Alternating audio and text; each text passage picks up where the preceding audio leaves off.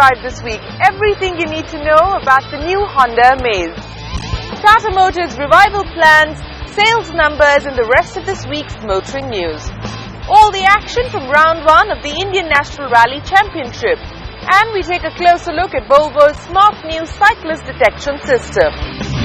Hello and welcome to Overdrive. I'm Shireen Pan. This is your weekly guide to everything that you need to know about the world of auto. Let's start the show with one of the most anticipated car launches of 2013. You guessed it right, we are talking about the Honda Amaze. Bert takes a drive and finds out whether the Amaze has enough to turn Honda's fortunes around.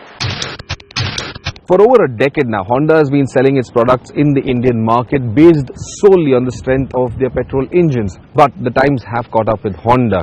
The disparity in the fuel prices as well as Honda not having a single diesel engine in their entire portfolio has cost them dearly.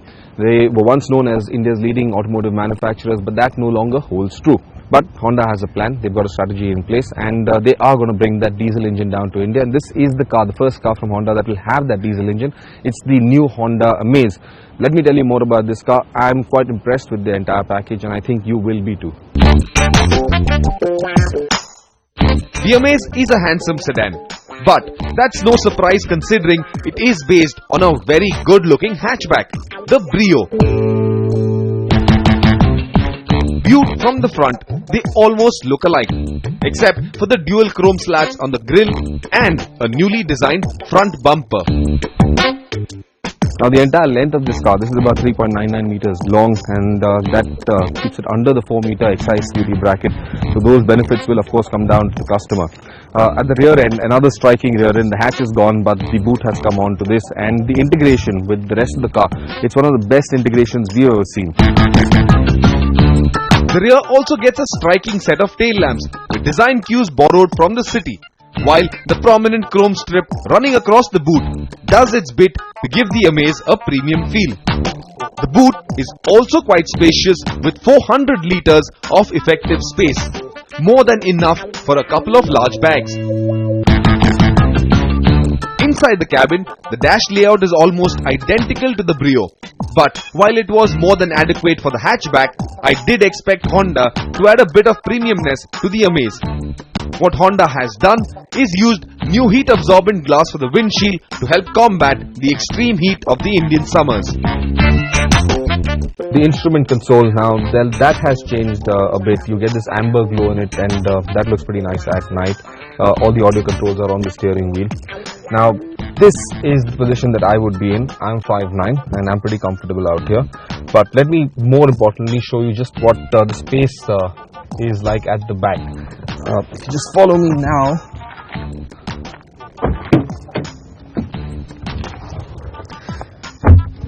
This rear bench is all new, and it's sunk in pretty deep into the rear of the sedan, and that allows me to have this. It's a magnificent amount of knee room in this car. I can even, ease off, let my feet slide under the seat, and that's a lot of space. There isn't a single sedan in this entire segment that offers this amount of space inside it, and that's basically down to this seat here. This one piece with the integrated headrest, this is a very thin, slim seat, and you've seen the same thing in the Brio, but the real benefits of this can only be reaped inside the Amaze sedan. The Amaze will launch in India with 2 engines. The petrol is the same high-revving 1.2-litre i-DTEC unit we have seen before in the Jazz and Brio. But the key game changer for Honda is the 1.5-litre common rail turbocharged direct injection diesel engine. As you have probably seen from the high-profile pre-launch ad campaign, it makes 100 PS of power and 200 Nm of max torque. And what's more, it is a very drivable engine with linear power delivery and minimal turbo lag. Now, a lot of effort was taken to make this engine very lightweight, and so it uses an aluminium block. Along with that, there are lightweight components within the engine such as the connecting rod, the crankshaft, the crank pins, the piston skirts. They're all light, and all of this has reduced frictional losses.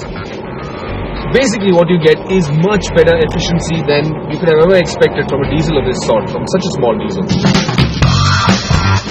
Honda claims an ARAI certified fuel efficiency of 25.8 kmpl, which makes the Amaze the most fuel efficient sedan in its segment.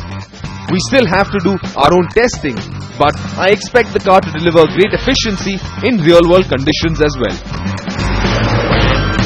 On the other hand, we're traditionally used to Honda's engines being very refined, very luxurious, very silky in their performance, but this diesel, well, it isn't the most refined. They still need to work on smoothing out some of its edges.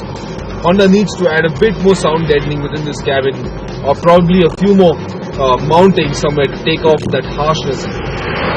You can hear the engine clatter within the cabin, and over a long distance of driving, especially when you rev about 2000 RPM, you can hear this engine inside the cabin, and over long distances, this can be tiresome.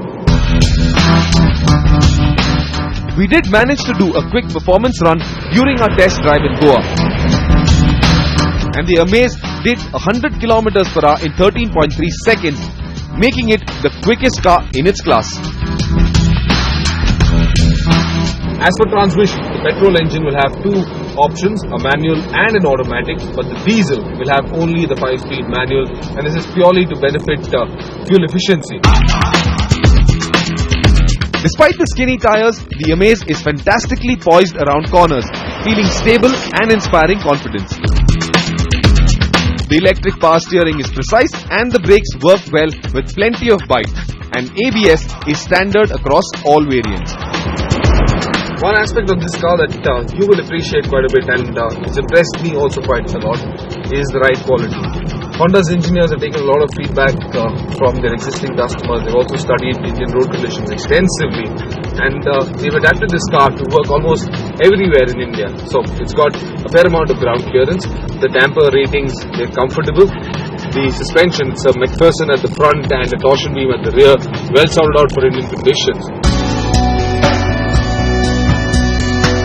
In all, Honda's new sedan is an amazing package. But will the pricing be just as amazing? Well, watch this space.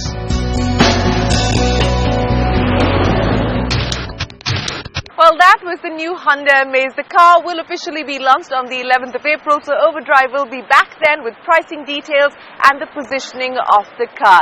Staying with news from Honda, the company's just announced it will be investing 1,200 crore rupees to set up a new assembly line in its Tapukara plant.